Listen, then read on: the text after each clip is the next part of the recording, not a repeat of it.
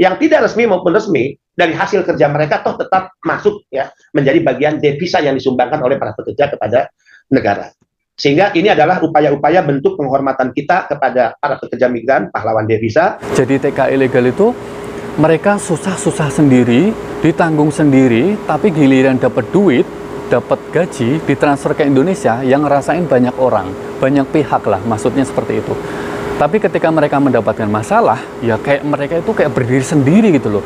Jadi kalau mereka kakinya satu aja pincang, mereka nggak bisa berdiri. Padahal orang-orang di luar sana itu nungguin gitu, termasuk ya keluarga, teman, pemerintah juga gitu loh. Pekerja migran Indonesiaan prosedural atau kita sebut saja TKI ilegal ya. Ini kalau mereka transfer ke Indonesia, rata-rata transferan mereka itu lebih gede loh dibanding TKI yang resmi.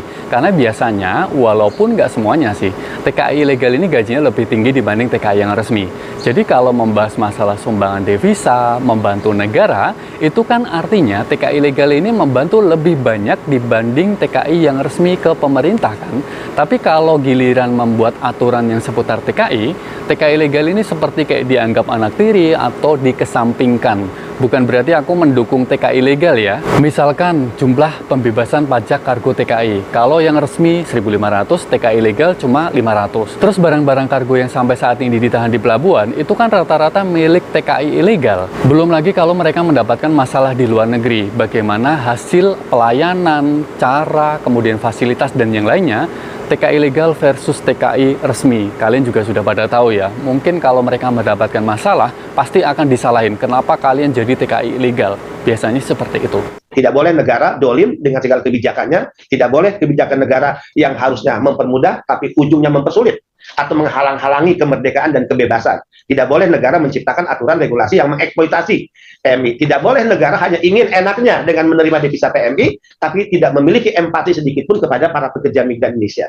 Apalagi dengan ya narasi-narasi berbau kecurigaan. Dulu misalnya ketika Lartas keluar, kenapa PMI dibatasi barang kiriman yang harus dikirim ke Indonesia? Dicurigai.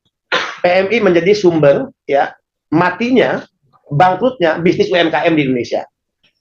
Bangkrut dan bisnis matinya produk-produk lokal nasional Indonesia karena barang yang dikirim PMI. Sehingga saya katakan waktu itu yang harus dicurigai adalah mereka yang selalu menggunakan visa turis bolak-balik ke luar negeri, belanja ke sana, tapi sebagian barang diselundupkan untuk menghindari pajak. Atau bahkan banyak kasus pejabat negara dengan visa perjalanan dinas, belanja di luar negeri, menyelundupkan mobil mewah misalnya, kemudian sepeda-sepeda mahal, Bronton, ya, bahkan menggunakan pesawat milik negara, Garuda misalnya, untuk menghindari pajak. Nah, mereka ini yang dicurigai.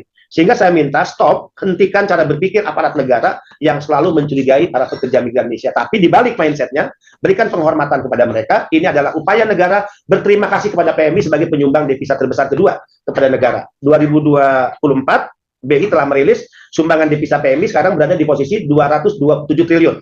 Dari 159,6 triliun. Assalamualaikum warahmatullahi wabarakatuh. Apa kabar? Semoga kalian sukses dan pastinya sehat di luar sana. Kalau ditanya, kalian mau nggak sih jadi TKI ilegal? Pasti semuanya nggak mau ya, tapi kadang juga ada yang mau, tergantung situasinya lah. Tapi kita coba tarik dari awal ya, kita pengen kerja di luar negeri, itu kan semua orang, ini rata-rata pengennya prosesnya secara resmi. Tapi dengan berbagai alasan, misalkan aturan yang terlalu ketat, atau prosedur yang terlalu ketat, akhirnya ya mau nggak mau mereka memutuskan untuk berangkat ke luar negeri prosesnya secara tidak resmi. Jadi TKI ilegal itu kayak kita beli kucing dalam karung dan kita nggak tahu kedepannya akan seperti apa. Kalau teman-teman ngomongnya sih itu tergantung dari amal kebaikan kita selama di Indonesia. Ya nggak juga sih. Jadi kalau kita baik-baik saja di Indonesia nanti akan dapat majikan atau tempat kerja yang baik. Tapi kalau kita di Indonesia buruk, mungkin nanti di luar negerinya kita juga nggak akan bernasib baik. Ya nggak semuanya seperti itu sih. Tergantung, kadang juga ada yang baik di Indonesia ternyata dapat majikan yang nggak baik di misalkan di luar negeri, kan banyak tuh. Belum lagi nanti kalau mereka dijual sana sini antar majikan, antar negara, itu ada juga kan. Kemudian dapat majikan yang kurang baik, nggak digaji dan yang lainnya. Kalau Pak Beni sih menyalahkan pemerintah ya, kenapa kok mereka bisa sampai lolos dengan proses TKI ilegal ke luar negeri. Kalau sudah ada di luar negeri, TKI resmi jadi TKI ilegal, ya kita nggak bisa menyalahkan mereka sih. Karena ada banyak alasan ya, misalkan majikannya nggak baik, diiming-imingi dengan gaji yang lebih bagus di luaran sana, dan yang lainnya lah. Kalau dapat kerjaan yang lebih baik, gaji lebih tinggi, yo menurutku sih nggak apa-apa sih dibanding misalkan kita kerja gaji misalkan ya 1.000 real, tapi di luar sana kita dapat 3.000 real, ya lumayan juga sih. Aku dulu waktu kerja di Amerika, gaji di kapal pesiar itu sekitar 7 jutaan lah, 7, 8, 9 sekitar itulah. Tapi teman-teman yang jump ship, lompat, itu kerja di darat, itu gajinya bisa sampai 60 juta loh. Bayangkan seperti itu. Jadi 7-8 juta dibanding 60 juta. Kalau transfer ke Indonesia, itu kan berkali-kali lipat kan. Artinya TKI ilegal ini membantu lebih banyak menyumbangkan devisa ke negara, walaupun nggak semuanya. Tapi kenapa ketika kirim barang yang saat ini disita di pelabuhan, itu rata-rata barang milik pekerja migran Indonesia unprocedural atau TKI ilegal. Rata-rata itu adalah milik mereka yang tidak terdaftar misalkan di BP2MI.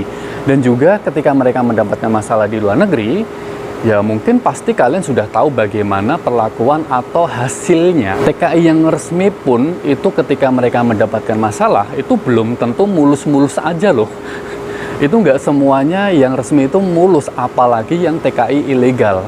Pasti akan disalahkan, kenapa kalian kabur? Pasti seperti itu. Menjadi TKI ilegal ini kayak bahasanya itu pilihan hidup dan mati gitu loh.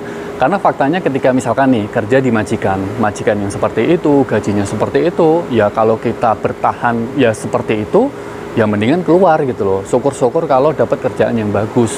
Kalau dapat kerjaan yang nggak bagus lagi, malah menderita kan. Jadi yang sudah terlanjur di luar negeri, ya udah misalkan buat aturan, misalkan kargo semua sama. Kemudian aturan ketika mendapatkan masalah, penanganannya juga sama. Harusnya sih seperti itu karena udah terlanjur gitu loh. Jadi yang bisa dilakukan adalah mencegah ketika yang ada di Indonesia ini, benar-benar dicegah.